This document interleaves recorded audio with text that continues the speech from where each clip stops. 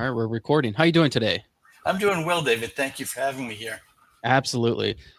You reached out to me a few weeks ago, I believe, and I was like, "Holy cow, this dude's story!" Like you, well, for one, I love it when somebody reaches out and they give me all the details, and you didn't hold back whatsoever. You told me pretty much your whole story, and I thought it was interesting. So here we are doing the interview.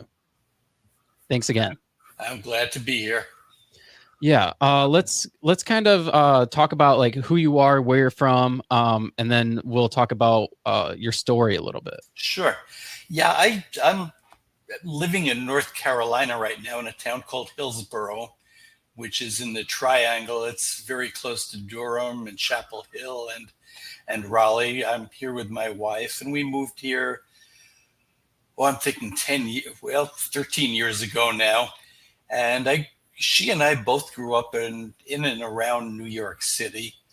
In 1988, we moved from New York to Houston, Texas, and that was a job opportunity for me. And we were there for 11 years. Our son was born down there. And then for another job opportunity, moved to Pittsburgh, Pennsylvania, and we're there for 12 years, I think. And then again for another job opportunity, came down here to Hillsborough, and we've been here since. And this will be the final stop, as far as I know. um, I'm not sure how far away from Charlotte, North Carolina, are you? We're a couple of hours. Okay. It's a couple hours of highway driving. Lately, I've had the itch to go on a train trip. It's about 2.5 hours by train. Okay. So I have family that live in Rock Hill, South Carolina, which is Yeah, just south of Charlotte. Um, exactly. and it's a beautiful, beautiful area. I It love. sure is. Yeah, Rock Hill is real pretty. You go down on the highway, and there's just a great entranceway into the area. Yeah, big brick and engraved Yeah, concrete sign announcing Rock Hill. It's really pretty down there. it is. I mean, all of the Carolinas are beautiful. Anytime I drive through, I'm like, oh, I want to live down here. Yeah, well, it's funny when we lived in New York, and this goes back to 1988. I wasn't quite 40 years old, and somehow we were already thinking about, when we retire, where will we go? And the Carolinas were always kind of on the top of the list. And here, yeah, quite by accident, here we are. Well, it's a beautiful place to retire at. I mean, I know my family that they're from Indianapolis, and her my cousin's husband had I believe a job opportunity in the Carolinas, so that's why they moved. Yeah, Um, interestingly, I'm going down yes, it's the first weekend in March to do a book reading in a place called Lumberton, North Carolina, and it's a building that some folks from Indianapolis took over. They came down to get closer to family, and saw a real estate opportunity and a business opportunity. So I think people are heading to the coast. I mean, it's got to be cheaper, right? Slightly cheaper than like moving to Florida or something. And Yeah, I think the real estate market has been all over the board in the past 10 years. I think after that big meltdown in 2008, you could have bought half of Florida for what a house in Florida costs now. oh, But absolutely. yeah, then they had this big real estate resurgence there, and we've seen it right here in North Carolina with our own home.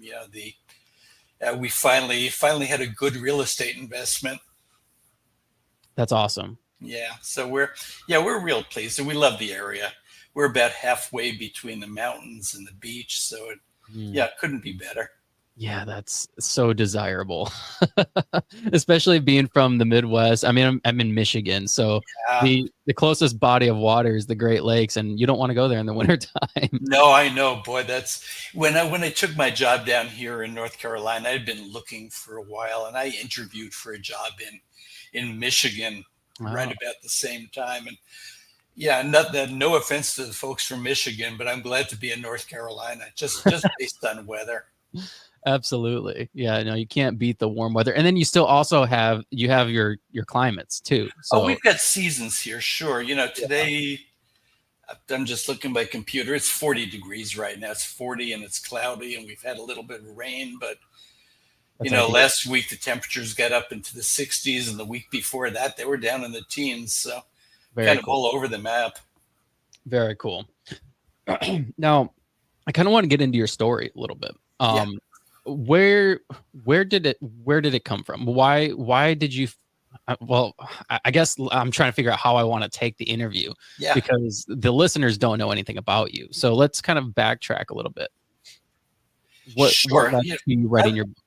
As I said, I was born in New York City, and I'm approaching my 76th birthday right now. So I was born in 1948, and somewhere probably the time I was 6, 7 years old, I discovered that I was adopted. And it was not through a conversation that I had with my adoptive parents, but just from kind of rummaging through their papers one day they were out and I was home, and I don't know what led me to do that, but I found an envelope in a folder that my mother had. And when I opened it up, there were two pieces of paper. And, really, I didn't intellectually understand what they were until much later. But one turned out to be my adoption decree. And one of them turned out to be my amended birth certificate, which essentially said, that my adoptive parents were my parents. And I was adopted. I was taken home from the hospital at a day old. Wow. New York laws required that I could not, or the adoption could not be finalized until 18 months later. And in that interim period, I was the foster child of my future adoptive parents. Okay. Wow. And so you were 6 years old when you found that out. Yeah. And What was the conversation like once your parents found out you knew? David, to the best of my knowledge or the best of my recollection, there never was a conversation. As a kid, I think I was thinking, if they're not talking about this, then I guess I shouldn't ask about it. And I never did. Really? So to the time my dad passed away in the 1970s and my mother in the 1980s, we never had a conversation. But I just went through my life knowing. And, you and I talked in the past. I had what was essentially an idyllic childhood. Whether I was adopted or I was naturally born, I don't think it could have been much better. And I just never had a need to know. Wow. That's crazy. I mean, because I'm looking at your situation as if it were me, and I knew I was adopted. Yeah. Yep. But like, it's crazy. My dynamics are crazy because like I have a good relationship with my adopted dad, not my adopted mom. They got divorced, and it's a whole right. But Sure. but prior or after that, him and I have a great relationship, almost like how you just described. He's my dad essentially. Yeah. I don't look at him any different. And I never looked, I never looked at my adoptive parents as anything but my parents. And I think probably that, in my case anyway, was a case of the fact that they took me home at a day old. So, there was never, there was a separation from my birth mother, certainly, but they were the only people I ever knew. And they treated me as the only child they ever knew. Wow. That's beautiful, because like I was getting to with my own situation and many other people that I've had on the podcast that have been in the foster care system or have been adopted or even in the foster care system. Right. They have a desire to know who they are and know like where they came from, especially once they find out that they're adopted. And go on. I'm sorry. And so like for me, when I felt like I had to go search. I had to do whatever I could to learn that about myself. Yeah, I think in my case there was a differentiation between curiosity. I wonder who would give up a child and why, and a need to know. And probably once, twice a year for the duration of my life, I would periodically think, I wonder what the circumstances were and I wonder why. And then I just sort of go back to normal day by day life, and it wasn't anything that was really compelling me to go out and look. Right, right. Did you feel like you would be doing your adopted family a disservice by going and looking? No, I really never did. As I said, I had the infrequent curiosity, but again, no desire or nothing that was Yeah. compelling me to look. So that really didn't even come into play. So how And did you Oh, I'm sorry, go ahead. I was going to say, in retrospect, had I chosen to do it earlier while my parents were alive, I tend to think they would have been quite supportive. I know my mother would have been. My father, I think, would have been helpful, but he may have wondered, after everything we've given you, why are you doing this? Mm, I don't think it would have been resentment. It just would have been, yeah, what else could we have done that you wouldn't want to do this? right. Well, I don't think it's necessarily something like you're taken away from anybody. It's just you want to know. It's the curiosity Yeah, factor. yeah, And that's what it was for me when I found my biological mom, and then a couple of years later I found my biological father. right. My biological dad, or not, my adopted dad, I remember having a conversation with him. He was like, I'm sad about this because I feel like now we're going to lose you. And I'm like, you don't have to look at it that way. You look at it as if like now I'm finding somebody else that also loves me, so I just have an extra person who loves me. It Yeah, doesn't you've change. got more in your life. You've got Right.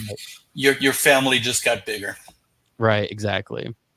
Now, when did you start the search for your story, and what was the reasoning for that? And then what led to you wanting to write the book? Well, it was 2017, and 2 years before, we had my wife's parents moved down here from New Jersey.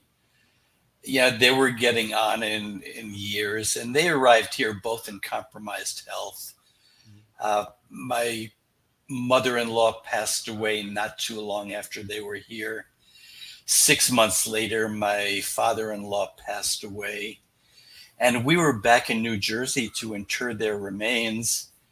And near the cemetery where we were doing that was another cemetery, a Russian Orthodox cemetery, and it was where the extended family of my adoptive mother was buried. My adoptive mother came from a Ukrainian family. Mm, So we were there thinking, well, we may never be back to New Jersey again, or not, at least not in a situation where we would be going visiting cemeteries. So we were there, and we kind of went grave to grave, and I had my recollections of people who I called aunt or uncle, even though they were really my mother's cousins. mm, But that's, I had seen them as my aunts and uncles as I had grown up as a child. And we finally got down to the gravestone of my adoptive mother's parents. So my maternal adoptive grandparents. And I was standing there and thinking, wouldn't it be interesting to kind of have some background about, where they came from before they got to the United States. I know they both got there right around the turn of the 20th century. And that curiosity was kind of being led by a book I had been reading, or I was reading then, either second, third time, written by an author who had gone to search for the history of some extended relatives who had perished in the Holocaust. And he had known that they perished. It was fairly obvious, but he wanted to know the specifics. And yeah, he was a fairly well-known writer. He was an academic, and he traveled around the world twice in a 4-year period, searching for the fate of those people. And he ultimately found them, or found each one's story. And so that book had sort of, tickled my imagination a little bit. what And was I the was name of the sitting, book? the book is called The Search for Six of 6 Million. Okay. And it's written by an author by the name of Daniel Mendelsohn. And, so I was in the midst of reading it again. And I was thinking, okay, if he could, go through all of that and find out specifically what happened to those people, how hard could it be for me to start finding out the history of, of these people whose grave I was standing over? So when I got back home to North Carolina, I went to our local library. I went out to ancestry.com. And it was also the ancestry advertising that I'd been seeing on TV that had made me think, okay, maybe this is an easier search than it might have been 10 years ago. And there were TV shows on at that point, The Long Lost Family and Family Search, things like that, as well as recreational DNA testing. So, that sort of said, okay, maybe this window is a little bit wider open than it's been in the past. And I went to the library, got onto Ancestry, typed in my grandparents' names, and came back with a relative wealth of information about when they arrived, where they went. They had moved to the Lower East Side in Manhattan, which is where many immigrants moved at that time period. And then they moved uptown a little bit, and from there they moved still farther uptown, and ultimately bought a piece of property out on Long Island in New York, and that was where I knew them and knew their history. And something just sort of clicked in that moment as I looked at their information, saying, if it's this easy to find them, I wonder how hard it would be to find the woman who placed me for adoption. And I still had that envelope that my birth mother, or my adoptive mother, had kept with the adoption decree. Wow. And with the amended birth certificate. And I remembered there was a signature on the adoption decree and a name that as a kid I never recognized. And intuitively I knew that's got to be my birth mother. So I sort of folded up my things, hustled home, went and got that envelope out, and sure enough, there's the name. And I wrote that down and ran right back to the library with it again and typed in the name. And there's a kind of a hesitancy to hit the enter key and say, is this something I really want to do? And I did it. And I got that same screen full of different documents that were available to me. And the one that I clicked on first was I chose it by the one that was closest to when I was born. I was born in May of 48. There was a document from March of 1949, and it was a travel visa or a visa application traveling from the United States to Rio de Janeiro. Oh. I found that in itself perplexing, but I clicked on it, and there's a whole bunch of information, the same name. And I found out that, she appeared to have grown up not very far from where I grew up. And, I'd always thought she was the high school girl who, quote unquote, got into trouble and was sent away. But in fact, she was 23 years old when I was born. And it listed an occupation as the application was written in Portuguese because everyone in Rio or in Brazil spoke Portuguese. Mm.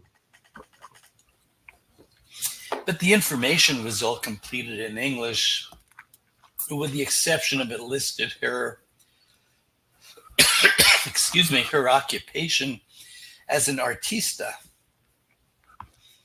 which didn't help me very much, but at least I knew she was not a high school girl.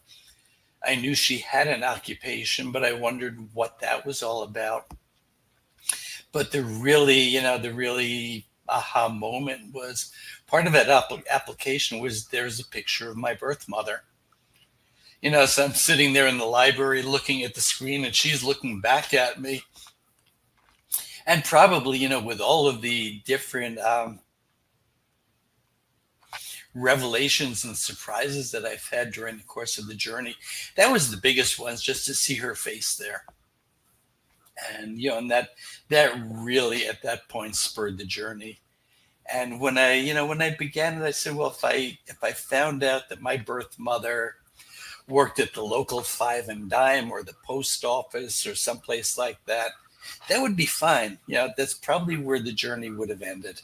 and the search, because yeah, I would have known. I would have known where I came from, who I came from, and what her life afterwards was like. But now I had that artista piece, and that was a hook that said, you've got to look farther. So, what did you do next? How did you discover who she was? Well, having that whole list of documents here, first I hustled home to show my wife the picture. I said, hey, you've got to see this. I've got a picture of my mother. And, and she, my birth mother, and my adoptive mother were very close. And she said, we've got all sorts of pictures of your mother. I said, no, not this mother. Here's my birth mother. And she was as equally drawn into the search at that point as I was. The next day, I went back to the library, typed the name back into Ancestry, and started looking at other documents. And I found a marriage license from 7 years after I was born. I was born in 48. She married in 1955. And I had known from the amended birth certificate there was no father listed, so I really had no thought that, that there was a relationship or a serious one that had taken place.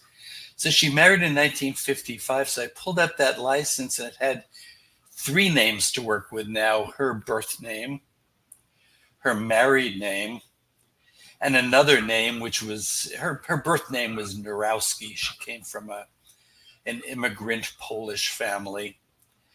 And she married a man by the name of Ted Meza. And there was this other name was kind of perplexing, which was Naras. But now I had her, all these names, and it also said that their occupations, both of their occupations, were performers. So I started kind of mixing and matching names with performer. And I went out to Google with that, and in fairly short order came up with a hit on a online newspaper that was edited by an antiques dealer in South Carolina. And she said that she had been to an auction in Atlanta, Georgia in 2012 and had bought some very big folk art pieces, which had previously been manufactured as props for ice skating and theatrical events and commercial use. And she explained that Genevieve and Ted Meza, who had both been ice skaters with various ice skating troops, had retired in 1956 to Georgia and created a company where they manufactured props for the ice skating shows, subsequently for the theatrical events like the Broadway premiere of Hello Dolly, the 1961 presentation of the Miss America contest. And it explained that Genevieve had adopted the screen name or the stage name Naras when she began her career as an ice skater. Wow. So now I've got, okay, Genevieve Naras, ice skater. I went back to Google again, put that in, and bingo, hit another blog, which was by an antiques dealer who had been at the same auction. Huh. And that blog had half a dozen promotional photographs of my mother. It posted her middle school, high school diploma. It posted her first professional contract. And the person who posted it explained that we were at an auction, she and her husband. We saw these items, and not knowing who the woman was, but thinking it was a glamorous period and the woman herself was glamorous, we bought this box of ephemera, where the first person had bought very, very big pieces to resell. They had bought these smaller pieces because that's what they dealt in, small items that they could also resell. So I'm, 2017, as I'm looking at this 5 years later, I'm thinking if she's an antiques dealer, it's not very likely that she still had them, but maybe she had some of them or some part of them. So I got on Facebook and started looking for, her name was there. And I found two people with the same name, one on the West Coast, another one in Marietta, Georgia, which essentially is a suburb of Atlanta. And she identified herself as affiliated with an antiques mall in Georgia. And I said, got to be the person. So I contacted her through Facebook, and all I said is I saw your blog and I'm exploring a possible family relationship. I think I may be related to this person. By any chance, do you still have any of these items? And if you do, would you get back to me when you have time? And probably 10 minutes later, I got a message back. And she said, I'm really, really busy now. I wanted to let you know I've got all of these items, Wow. but I'll have to, I'll get back to you in a little while. Yeah, she was babysitting grandchildren. So I sort of sat by the computer and by the phone thinking a little while was a little while. And 7 days later, when she hadn't contacted me, I reached out again. And this time I said, the woman whose pictures you posted online gave me up at the time of my birth in 1948. And I know you're busy, but when you have a chance, would you please call me? And within 5 minutes, the phone rang. And she apologized, said, I am so sorry. I just forgot all about it. And this is really exciting. You've got to come to Georgia right now. which, which was a little, a little urgent, and I figured that right now was sort of the same thing as I'll get back to you soon.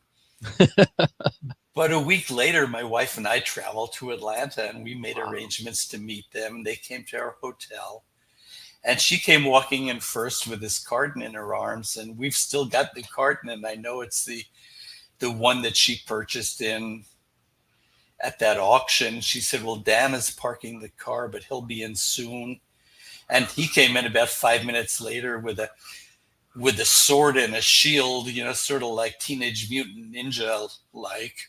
And I've got them hanging on the wall just outside this room. And they were part of the props that my mother and her husband had created for some event. And we spent probably 4 hours with these folks and just going through the box piece by piece by piece. And it was kind of an overwhelming thing. They were as excited as we were, I think. Yeah. And at one point I was taking notes of names. There were a stack of headshots of other ice skaters. And each one was autographed with some inscription to my mother. So I'm writing names down thinking, okay, if I can contact somebody, maybe they could tell me more about my mother, especially back in that period. And as I was doing that down, the husband said, what are you doing? And I explained, I said, I'm thinking if I could find these names, maybe somebody could give me more information. He said, skip to taking the notes. And he kind of pushed the carton across the table. He said, this is yours. We've just been holding it for you. Wow. And, that was just one of so many acts of generosity that we encountered during this search. And ultimately, I went through that stack of photographs name by name by name. And remember, these women would have been late in their 80s, early in their 90s. And, some I found were deceased. Some I just could not find at all. And miraculously, the last woman had endorsed the photograph as to the best roommate ever, love Izzy. And there's print at the bottom. Her name was Isabel Smith. And I went online looking for Isabel Smith, and there would be no name other than Smith that could have been any less likely you would find anybody. But I ultimately found an obituary for a man who had recently passed away. And at the bottom of the obituary, it said he was survived by his wife, Isabel, wife of 55, 60 years, former ice skater with Ice Follies. Wow. And I knew by that point that my mother had been in Ice Follies. and it gave the names of two sons. I could not find any contact information for Isabel. I found contact information for one of the sons in Minnesota. So I made a photostat of one of my mother's photos, the photostat of the picture of his mother, hand wrote a letter to him saying, here's what's going on. I said, yeah, I realize, this may be a touchy subject, but I was wondering if your mom is still alive. And about a week later, the phone rang, and it's the son, and he was all excited and saying, Mom is alive. And I showed her the pictures, and she's all excited, and she would love to talk to you.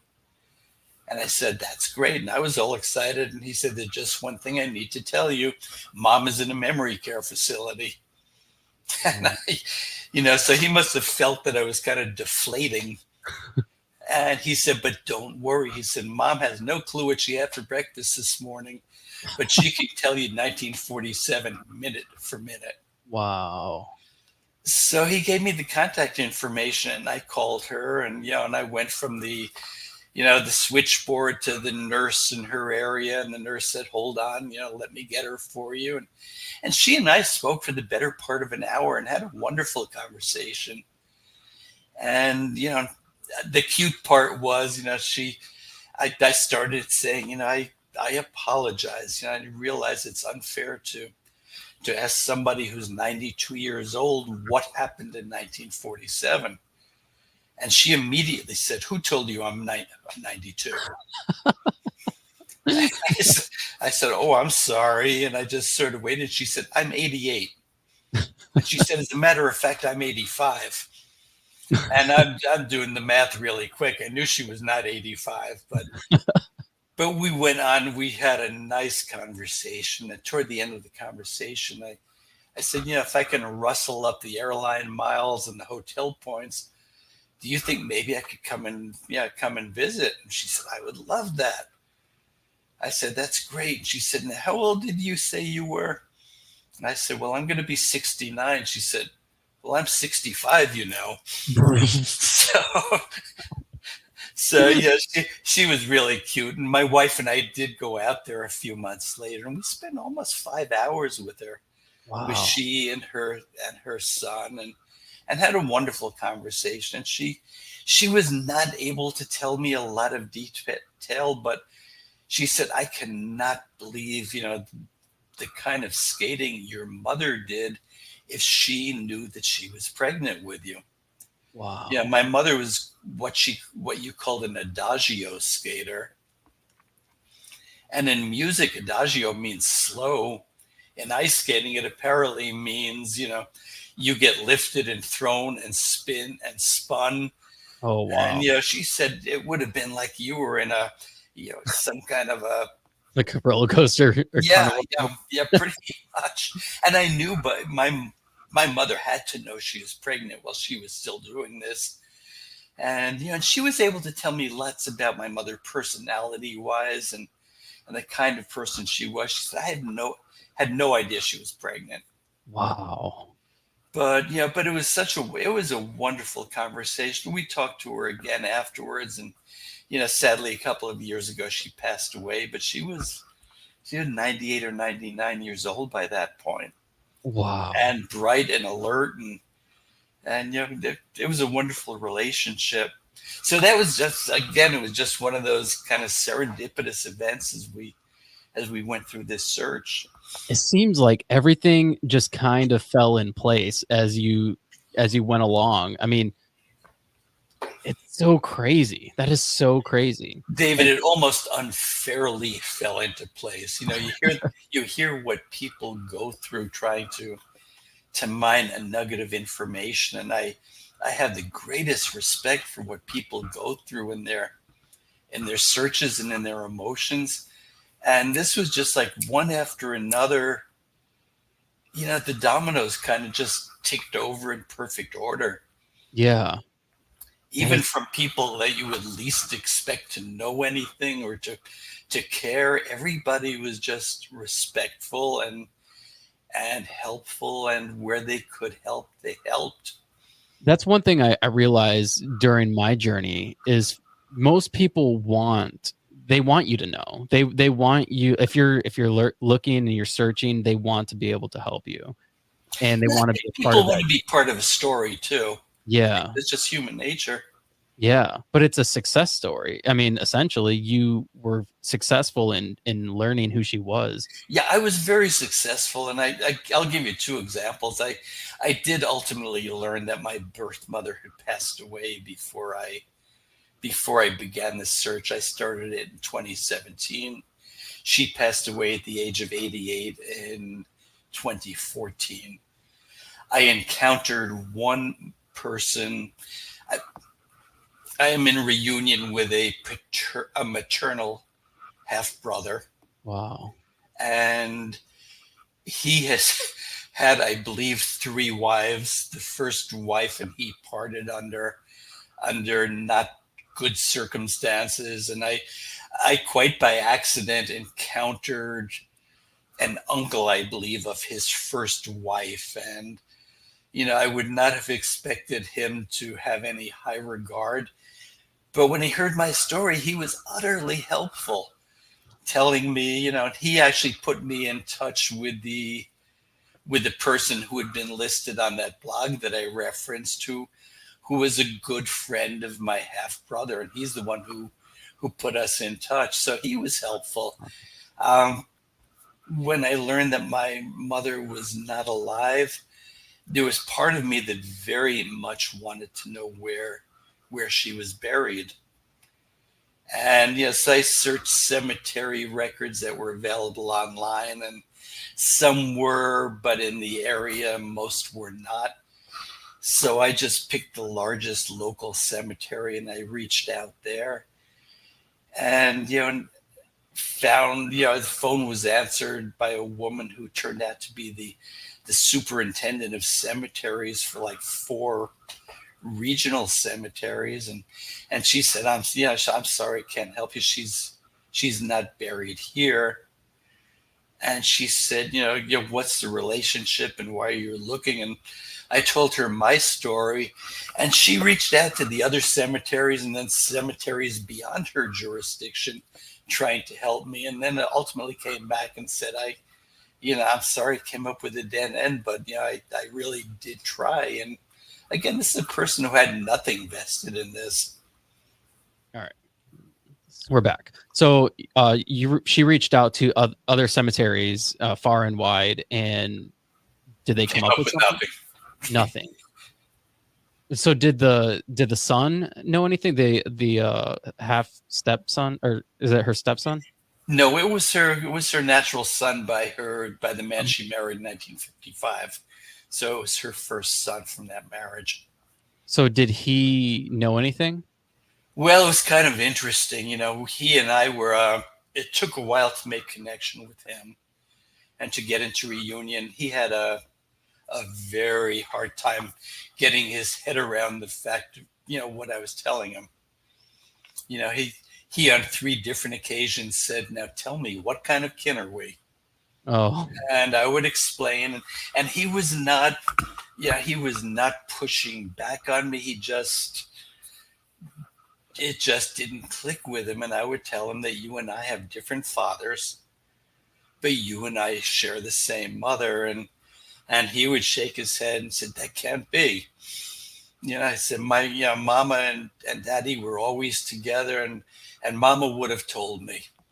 wow. And I'm thinking to myself, that's not the type of thing, a mother would tell their son. But eventually, when I telling you, I was in reunion with my maternal half brother, and it took a little bit of work to get in touch with him, or to locate him. Um, he had he was resistant, I guess, to the idea that he and I were half brothers. He just could not fathom that his mother and father had not always been together, and that his mother would not have told him if she had had a child previous to her marriage. But ultimately, I showed him the adoption decree, and once he saw his mother's signature on it, and she had a very distinctive signature, he understood. It took him a couple of more days to digest it, but he was fine, and we talk frequently now, and it's he's good, and we'll actually be going down to visit with him in March. He lives south of Atlanta. Um, so you had asked about locating the place where my mother was interred. My brother and I had a couple of casual-ish conversations, kind of getting to know you type of things. And then one day I finally asked him, I said, where is our mother buried? And he kind of, he gave me kind of a hesitant answer with, well, she's with daddy.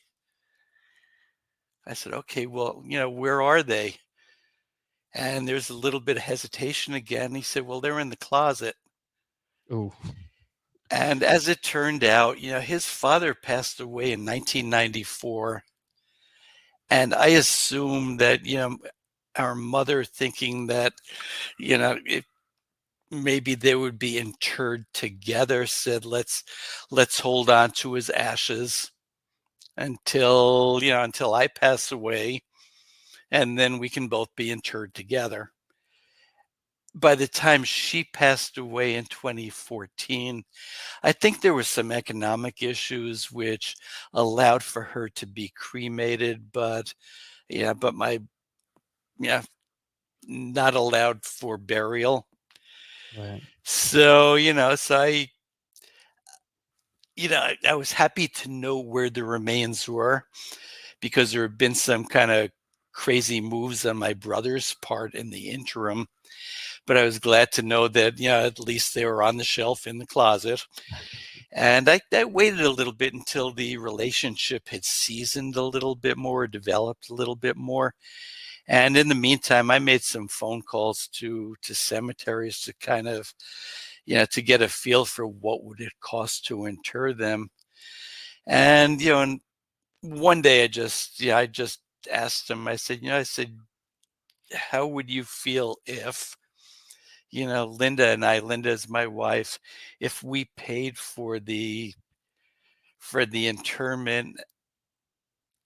And and, and it turned out to be that he was very enthusiastic about that. Yeah, he wanted that at the time. He just could not afford to do it. And Right. he actually, we found a cemetery nearby where they had a columbarium. It's big wall with crypts that you could put the remains into.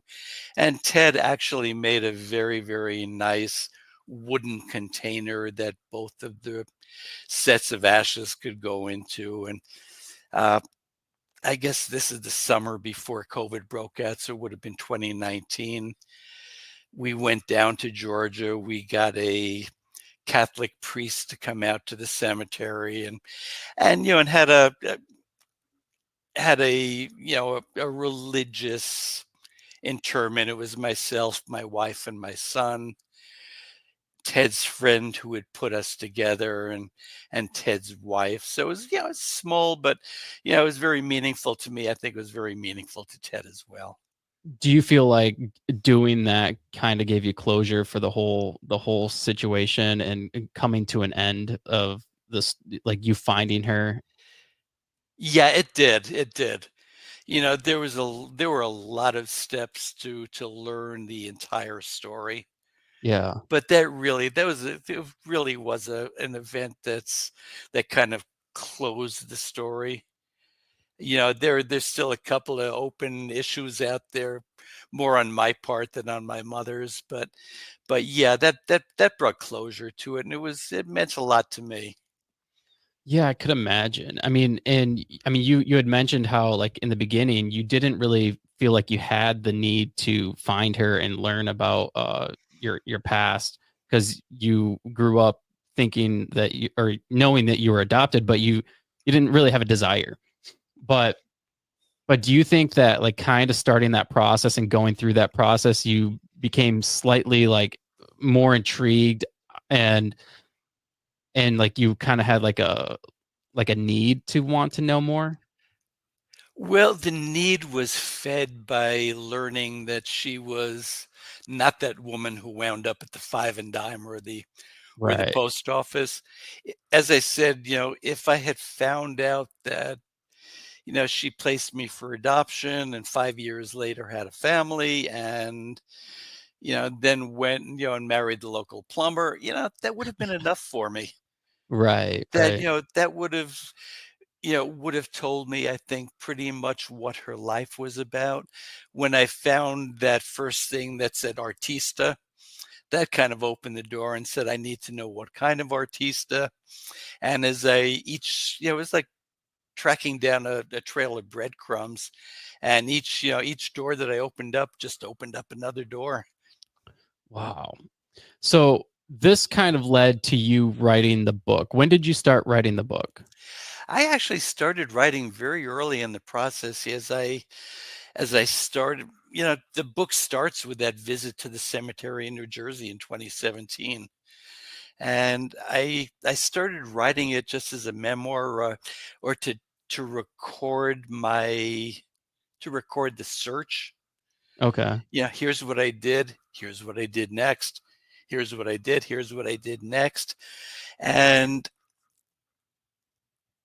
as I was doing that, and as I was starting to discover things, both my wife and a good friend of mine who's a published author of several books kept on saying, you really need to write a book, because her story was getting more and more interesting the farther I dug in. So I started recording each piece of what I discovered as a result of my search. And ultimately I had my memoir, and I also had something that could have probably independently turned into a story of my mother from the time she left home in 1942. She was 17 years old Wow. to go pursuing her career, and she traveled across the country from New York City to Vancouver, British Columbia, all alone, Wow. to the time she returned and managed the pregnancy and managed my adoption pretty much in total secret. Her family never knew. So that would have been a story in itself. When I sent these two stacks to my editor, she came back and said, my suggestion is you kind of interleave them. You had your first part in New Jersey, and then you came back and you went to the library, and here's what you found out about your mother. Put that in there. And after you found this out about your mother, here's what you did. Here's what you found out. Put that next piece in there. And it's kind of like shuffling a deck of cards and interleaving all these pieces. And it wound up to be a very good flow to the story. And it closed, every piece, would bring something up, and then it would give the answer. It'd bring the next piece up, provide that next answer. Wow.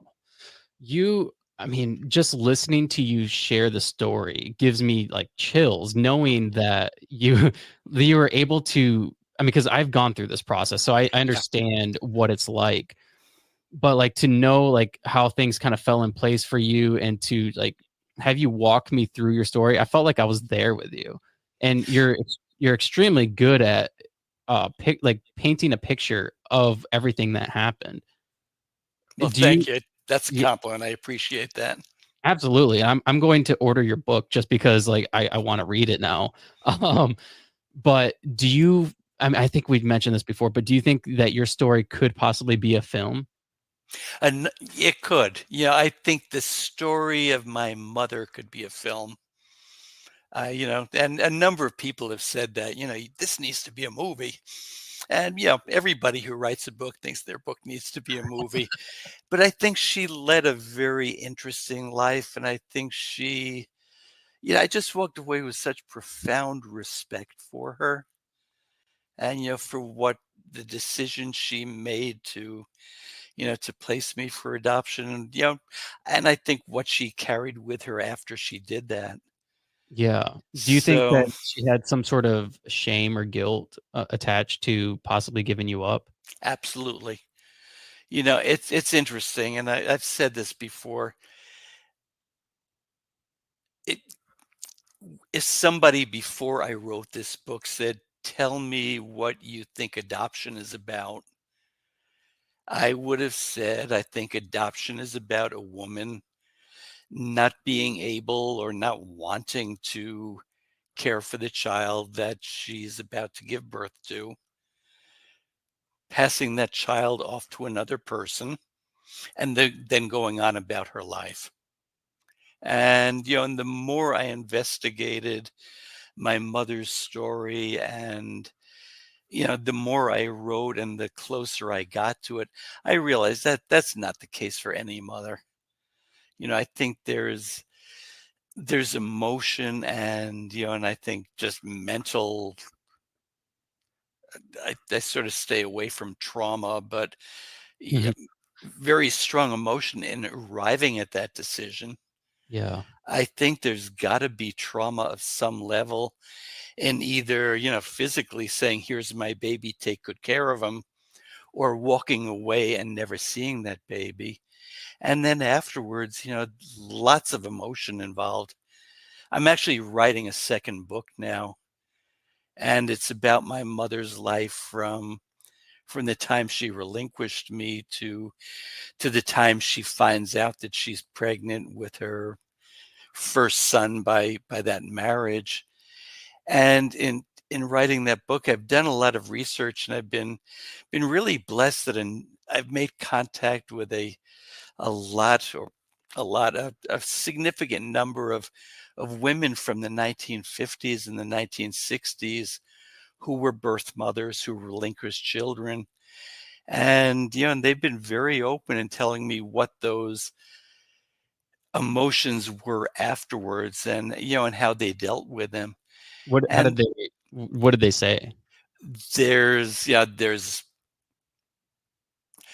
embarrassment, there's shame, there's humiliation, there's anger, there's ambivalence, there's sorrow, and mixing and matching or taking into account different words. The emotions are standard woman to woman to woman. Right. There was not one who said, "I gave up my baby, I walked away and went on with my life."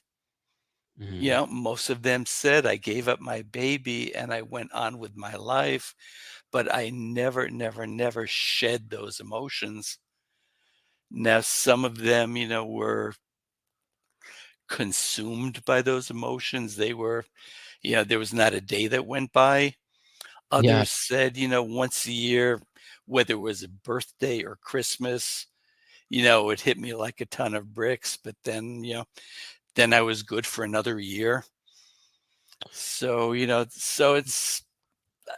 I walked away with this, with profound respect for birth mothers, for women who relinquish children for adoption. This was also during a time where it was extremely shameful to have a child out of wedlock. Absolutely, absolutely. And This is like the very first part of the baby scoop era. And in the baby scoop era, they used to take these girls, send them off somewhere, and make some excuse for where they've been, and then take the babies away and just put them into the adoption system. And my mother, through her focus, and I think her moral compass, and the fact that she had resources to manage the pregnancy, did something totally, totally different for me. My adoption was privately arranged, and she kind of dictated this is what I want the adoptive parents to be able to provide my child. mm. And amazingly, there should have been a lottery back then. Yeah, I mean, and that I want to go back to like the shame and the guilt part of all of that in that era because that's something that like back then they didn't have the resources available to provide the mental health help that for people they didn't have. I don't even know if did they really have therapy back then? Mm, I think there was therapy on a on a global level, but I think people who went for therapy were seen as being Crazy. mentally ill. Right. Yeah, you went Yes. to go to see a therapist because something was wrong with you, not to help you Right, an issue that a you're going through. situation. Right. Wow. Yeah, I And, can imagine what that. certainly there was nothing for adoptive parents to, to say, here's what you're going to deal with. And I think my adoptive parents probably in the grand scheme of things were dealt the best hand possible. Shortly before my wife and I married, my mother, my adoptive mother, in conversation with my wife, just broached the fact that I was adopted. Oh, wow. And she never broached it with me. But, but what she told my wife was, when we picked up Edward, the doctor told us what you need to do is you hold your baby and just over and over and over, you tell them that you're our wonderful adopted baby and we love you. Wow. And knowing who my mother was, I know she did that, but somehow she managed to stop it the day before I had any recollection of her doing that. I'm sure she did it. And, I'm sure she but didn't want you to know any different. She probably didn't want you to look at her any differently. no, no. It's interesting. I had a conversation the other day with a friend who has an adopted son who's 40 years old. And he adopted him at 8 months. And it was I guess it was kind of a hybrid of an open adoption in that everyone seemed to know everyone. But the physician that they brought the child to basically said, my recommendation is you don't bring up the fact that he's adopted, but should the question ever arise, you tell him everything. Mm. And he said somewhere, he probably around the same era where I became aware. He said the child came and said, "I'm adopted. Somebody said so." And he and his wife sat him down. They had the conversation, Wow. and it worked out fine. Yeah, they loved the hell out of him, and So, interestingly, he just had a 40th birthday party down here, oh wow. and he went to. I guess he's got a private plane. He flew to New Jersey, flew his half brother down to join the celebration, and his birth father came down and joined the celebration as well. Wow. Wow. So, if there are lots of these things that don't work, and some work amazingly well. Yeah, absolutely. Now, not being a part of, I guess, that community of people that were adopted or whatever, but clearly you're a part of it now. Yes, I What am. what is that like? What is it like to be in a community of people that you kind of just happen to fall into? Yeah, yeah. I wrote the book, and yet if you talk to people who are involved with writing books, the advice they always give is know who your audience is. But I didn't write it for anyone else. I really wrote it because it was my story. But as I came to it being published, I started thinking, okay, I've written a book, I published a book. Who do I sell it to? There's expense involved, and how do I make some of this money back? Right. And my first thought was, while I'm an adoptee, the real heart of this story is about my mother. She was an ice skater, and she skated in the big ice skating spectaculars in the 1940s and 1950s. I'm going to go look for those people. They will be excited to hear about this book. Mm, What I found out is most of the people who were her peers, and I shouldn't generalize, but many were already deceased. right. Yeah, the remaining number, there was some excitement amongst a very small audience of people. So I'm sitting there thinking, okay, well, where do I go next? I said, well, okay, I'm an adoptee. I bet there are adoptees out there who might be interested. And I got online and I started looking, thinking, yeah, maybe there's an adoptee group locally where people get together and talk about their wonderful adoption experience. And I found out that there was not. But what I found were any number of adoption support groups. And I think support became the operative word. And most of those people were looking for healing over experiences did not go nearly so well as mine. And I reached out and I found welcome in some quarters. And in some quarters, I found, quite vocalized resentment to the fact that I had a good experience. Mm. And, my initial thought was, I'm going to bang my head against this and try to break down those doors. And then I slowly realized I never denied those people their experiences, but I found that there were certain places it just did not pay to go and try to have that discussion because I think I think a it was lot of those I'm sorry. go. Uh, I think a lot of those people have built up resentment, and it's probably out of frustration of not having a successful experience on trying to Sure, sure. people. And then also you have the trauma and everything that they had gone through maybe prior to being adopted or going into the foster care system, whatever it was. And unfortunately, those are just sad people that need help. Yeah, and David, you could be one of those people given your experience. Yeah, absolutely. But you and I are having a very constructive conversation, and you're interested in my good experience, and I'm very grateful for that. I've recorded with other folks, and they've had experiences different than mine, but they're curious, and if anything, they want to know, how do you make adoption better for other people? I think it's that, and then it also offers a sense of hope to people like maybe that are even searching for they're in the process of searching. It offers hope to know that, oh, okay, well, maybe there's still hope that I can find that person, or maybe there's still hope that I can still there's other leads out there at some point or whatever. Your story's Yeah, a story of hope.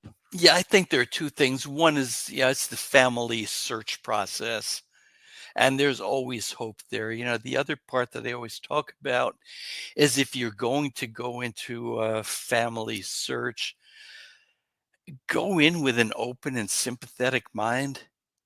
You know, don't go looking for the person who victimized you.